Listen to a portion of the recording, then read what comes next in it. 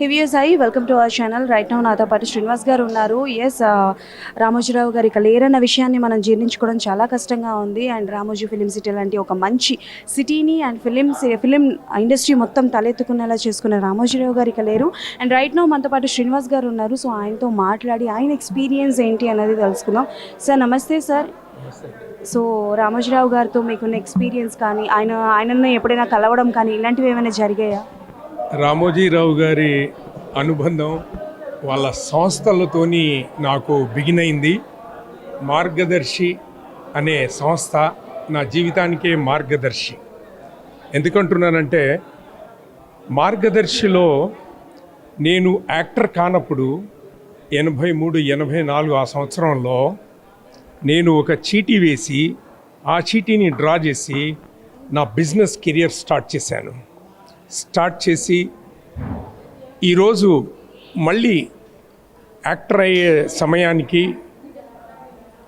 ఆయన కాంపౌండ్లో జై సినిమాతో 15 రోజులు ఆ కాంపౌండ్లో పనిచేయడం జరిగింది. అదేవిధంగా ఆ తర్వాత కొంతకాలానికి నేను మళ్ళీ టీవీ సీరియల్ అంటూ స్టార్ట్ చేశానంటే రామోజీరావు గారి సంస్థలో పనిచేస్తూ వాళ్ళు ప్రొడ్యూస్ చేసినటువంటి టీవీ సీరియల్ చేయడం జరిగింది. నా టీచరామి చాలా సీరియల్స్ చేశాను. సో ఇలా నాకు నా కెరియర్లో నా జీవితానికి అనుబంధం ఇది. ఏదో 24 క్రాఫ్ట్స్ అది ఇది అని చాలామంది మాట్లాడారు ఇందాక. బట్ ఇది నా జీవితానికి మార్గదర్శిగా మారింది.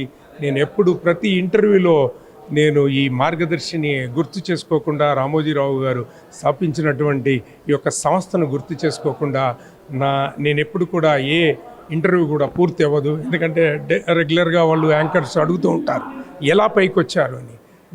నా జీవితానికి బిగినింగ్ కాబట్టి ఖచ్చితంగా మార్గదర్శిని స్మరిస్తూ ఉంటాను. ఆయన సంస్థల్లో పనిచేసిన వాళ్ళు కూడా చాలామంది ఎంతో ఎత్తుకు ఎదిగారు. అదేవిధంగా తను ఏదైతే నిర్ణయం తీసుకుంటాడో ఆయన నిర్ణయానికి ఆయన కట్టుబడి ఉంటాడు. అదేవిధంగా ప్రిన్సిపల్తోని పనిచేసే అతను. ఆయనతో మనకు ఈ ఉన్న అనుబంధానికి నిజంగా భగవంతుడు ఆయనను ఖచ్చితంగా అయ్యారు, స్వర్గంలోనే ఉంటారు. ఆయన ఆశీస్సులు అందరి మీద ఎల్లప్పుడూ ఉంటాయి. ఆయన ఏ సంస్థ ఏర్పాటు చేసినా కూడా అది కొన్ని వందల సంవత్సరాలు ఏర్పాటు చేసే విధంగా ఆయన ఒక వ్యవస్థ. ఆయన శక్తి కాదు, మానవుడు కాదు, ఆయన ఒక వ్యవస్థ. ఆయన ప్రతి పనిని చేపట్టిన దాన్ని ఆ విధంగా ముందుకు తీసుకోవాలి. మరి ఈ సమయంలో వాళ్ళ కుటుంబ సభ్యులకు ఆయన లేని లోటును భరించే శక్తిని ఇవ్వాలని ఆ భగవంతుని కోరుకుంటూ సెలవు తీసుకుంటున్నాను. Thank you.